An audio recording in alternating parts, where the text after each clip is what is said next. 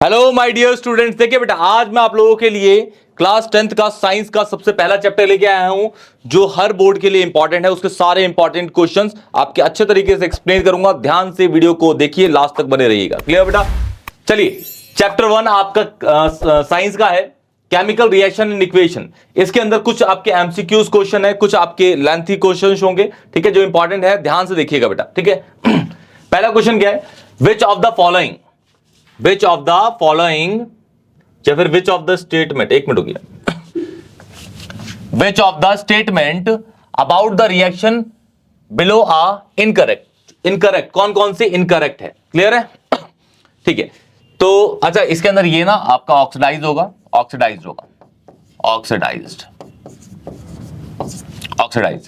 Clear.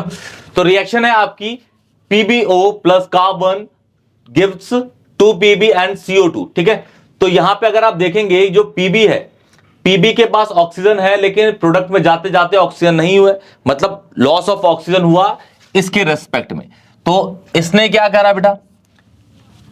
Pb के respect में यहां पे आपका इस Pb के लेड के रेस्पेक्ट में यहां पे आपका लॉस ऑफ ऑक्सीजन है, ठीक है। Loss of oxygen is oxidise.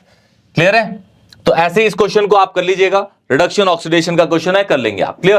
फिर आपका सेकंड क्वेश्चन है, देखिए, Fe2O3 plus 2Al converting into Al2O3 plus Fe। तो इसके अंदर हो क्या रहा है कि Al जो है वो Fe को रिप्लेस कर रहा है।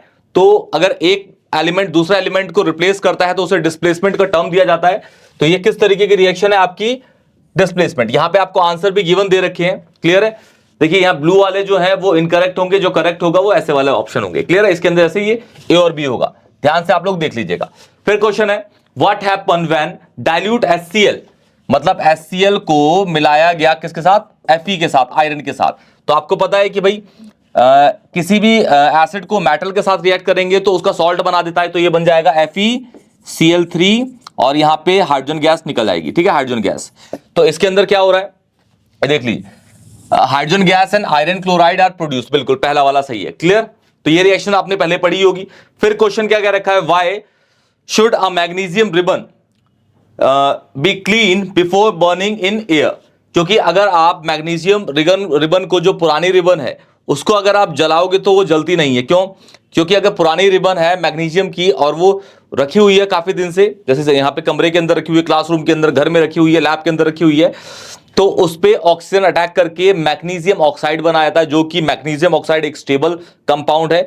तो उसको आप जलाओगे वो जलेगा नहीं, इसलिए हम उसको पहले क्लीन कर लेते हैं, उसके बाद उसको जलाते हैं तो फटाक से जल जाता है। क्लियर है?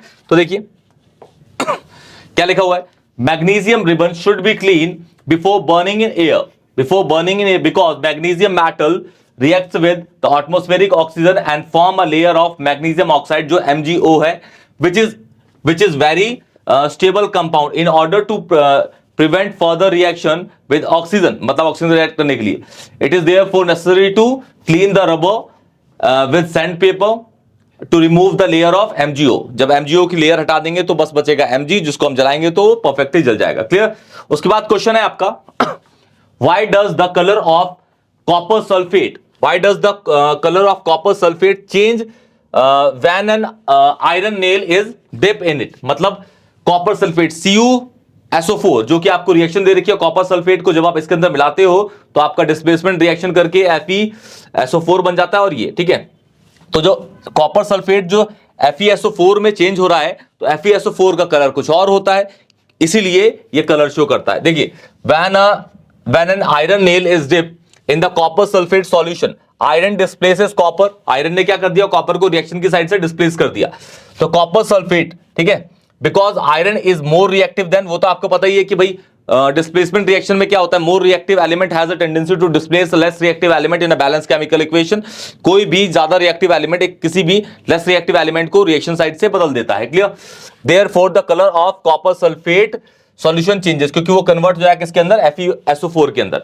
फिर बोला गया है, what is a balanced chemical equation and why should a chemical equation be balanced? ठीक है, तो बैलेंस केमिकल इक्वेशन क्या होती है? इक्वेशन जिसके अंदर रिएक्टेंट साइड में और प्रोडक्ट साइड में सारे एलिमेंट्स क्या होते हैं? बराबर क्वांटिटी के होते हैं, तो उसे बोलते हैं हम एक बैलेंस केमिकल इक्वेशन। जैसे पढ़ लेते हैं अच्छा, हम बैलेंस क्यों करते हैं? क्योंकि वहां पे हमें law of conservation of mass को अप्लाई करना होता है। Law of conservation of mass क्या कहता है कि किसी भी बैलेंस केमिकल इक्वेशन का रिएक्टेंट पोर्शन और प्रोडक्ट पोर्शन का अमाउंट या मास, जो मोलर मास है पूरे, वो बराबर होता है। क्लियर? तो पढ़ लेते हैं एक बार a balance equation is the one in which number of different atom on both the reactant and product sides are equal. Balancing chemical equation is necessary for the reaction should be obey law of conservation of energy. Mass, ये mass होगा basically, energy नहीं होगा, मास याद रखिएगा। law of conservation of mass, reactant product का मास बराबर होता है एक बैलेंस केमिकल इक्वेशन के अंदर। क्लियर? ओके, अब यहां पे आपके पास है ये कुछ इंपॉर्टेंट बैलेंसिंग है। बैलेंसिंग आप लोगों ने कर रखी होगी और बहुत ज्यादा इंपॉर्टेंट होती है, सब आपको पता है। क्लियर है बेटा? ओके, जैसे यहां पे सबसे पहले दे दिया है आपके पास कि भाई HNO3 को हमने मिला दिया किसके साथ? कैल्शियम हाइड्रोक्साइड के साथ। तो HNO3 आपका एसिड है और कैल्शियम हाइड्रोक्साइड एक तरह का बेस है। तो ये टाइप ऑफ रिएक्शन में अगर पूछे तो ये एक तरह की न्यूट्रलाइजेशन रिएक्शन होगी, क्योंकि एसिड और बेस को मिलाने पे सॉल्ट और वाटर बनता है। तो यहाँ पे सॉल्ट बन गया, कैल्शियम नाइट्रेट एंड वाटर निकल गया, तो बैलेंस आप लोग कर लेंगे। सेम आपका दूसरा ये भी न्यूट्रलाइजेशन रिएक्शन ही है। NaOH को H2SO4 के साथ मिला दिया गया तो सोडियम सल्फेट बन जाएगा एंड H2 निकल जाएगा। ऐसी रिएक्शन ये बैलेंस आपको दे रखी है। क्लियर बेटा? ध्यान से देख लीजिएगा। फिर क्वेश्चन क्या रखा है आपसे? What is mean by the exothermic and endothermic reaction with example. Example के साथ आपको लेके जाना है एंडो और एक्सो, ये बहुत ज्यादा इंपॉर्टेंट है। क्लियर? तो एक्सोथर्मिक क्या रिएक्शन होती है? जब कोई भी रिएक्शन, ऐसी रिएक्शन जिसके अंदर हीट एब्जॉर्ब होती है, उसे हम बोलते हैं एंडोथर्मिक रिएक्शन, और जिस रिएक्शन के अंदर हीट इवॉल्व होती है, रिलीज होती है, उसे बोलते हैं एक्सोथर्मिक रिएक्शन। क्लियर है? तो सबसे पहले देखते हैं, an endothermic reaction occur when energy is absorbed from the surrounding from in the form of heat। जैसे एग्जांपल है आपका फोटोसिंथेसिस, मेल्टिंग ऑफ आइस या फिर इवेपोरेशन। फिर दूसरा आपका पढ़ना है एक्सोथर्मिक। एक्सोथर्मिक क्या होती है?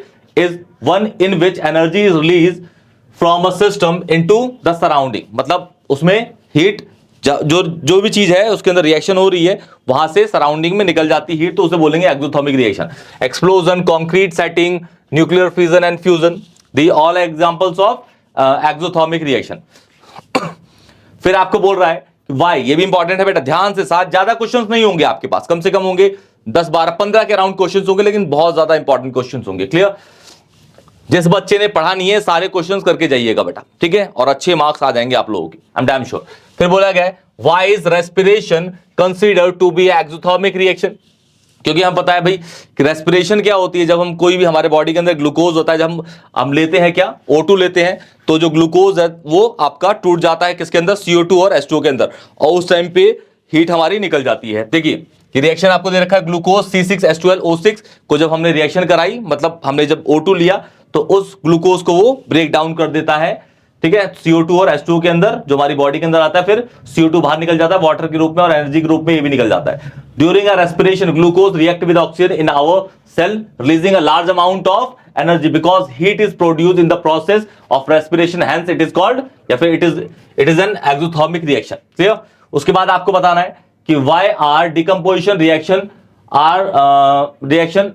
Called opposite to the combination reaction. जैसे कि आपको और इक्वेशन के थ्रू बताना है, यहां पे आपको दे रखा है, मैं आपको बता देता हूं।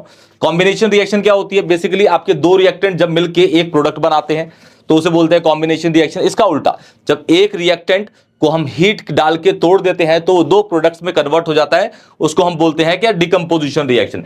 तो देख लीजिए, combination reaction is said to be a reaction between two or more molecules to form a large molecule, ठीक है, मतलब वो सिंगल प्रोडक्ट बना रहा है, ठीक है। Whereas the decomposition reaction is defined as the splitting of larger molecule into two or more smaller molecule.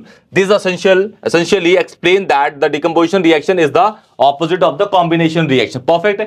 फिर यहाँ पे आपको उसकी एग्जांपल दे रखे, जैसे जिंक कार्बोनेट है, जिंक कार्बोनेट को तोड़ दिया हमने, डिकम्पोज किया है, तो जिंक ऑक्साइड प्लस CO2 के अंदर कन्वर्ट हो गया, और ये आपका फिर आपका ये CaO है, कैल्शियम कार्बोनेट को हमने हीट डाला तो ये CaO प्लस CO2 में कन्वर्ट हो गया, और सेम ये आपका ऐसे ही है।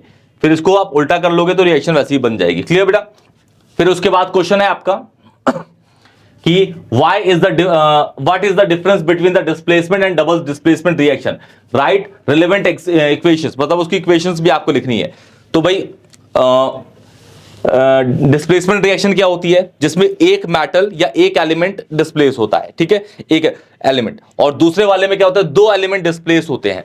जैसे एग्जांपल के तौर पे जैसे पढ़ लेते हैं, a displacement reaction is the one when a more reactive substance displace a less reactive substance to form a salt solution, whereas the double displacement reaction is the one where a mutual, दोनों में से एक एक निकल के exchange कर देता है, ठीक है, of ions happen between two components, ठीक है।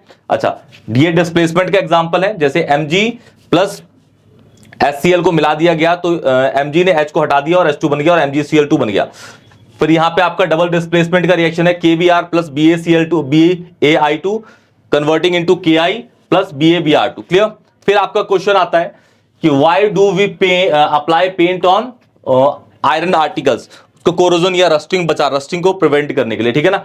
तो यहाँ पे आप लोग वो आप ऑक्साइड लेयर चढ़ जाती है, जैसे कि एक फ्रेश आयरन लेके आते हैं आप, उसको आपने छत पे छोड़ दिया और इसी टाइम में, क्योंकि इस टाइम पे तो थोड़ी थोड़ी ओस गिरती है, ओस क्या होती है, उसके जो ड्रॉपलेट्स हैं, मॉइस्चर है, वो आयरन के साथ रिएक्ट करके बना देता है, उसके ऊपर एक रेडिश ब्राउन कलर का पेंट हो जाता है, मतलब कोटिंग हो जाती है। तो आप उसको ऐसे करेंगे ना तो आपको रेडिश ब्राउन, जंग जिसको कहते हैं हम हिंदी में।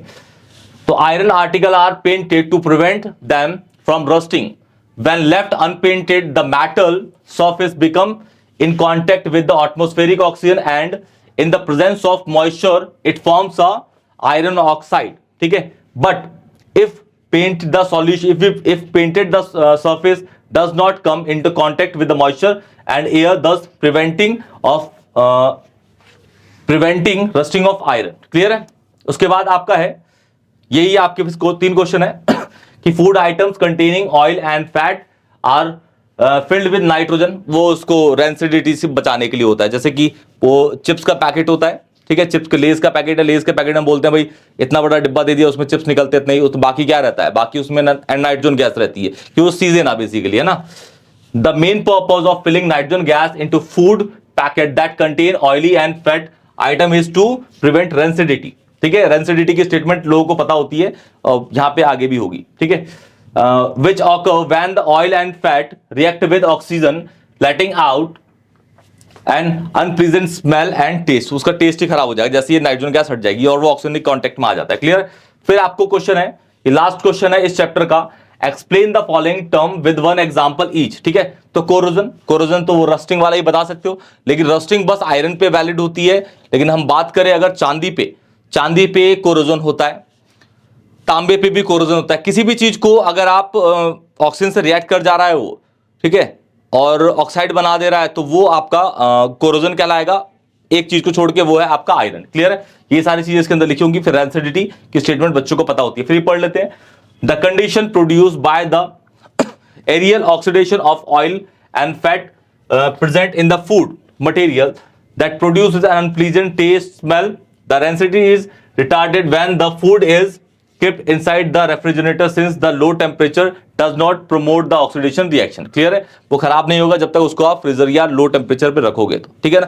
जैसे गर्मी के टाइम में हम क्या करते हैं, घर में जो दूध आता है उसको एक वेसल के अंदर लेके हम रख देते हैं फ्रिज के अंदर, तो वो खराब नहीं होता। लेकिन उसी को अगर हम बाहर रख दें 5-6 घंटे के लिए तो दूध फट जाता है, वो बेकार हो जाता है, ठीक है।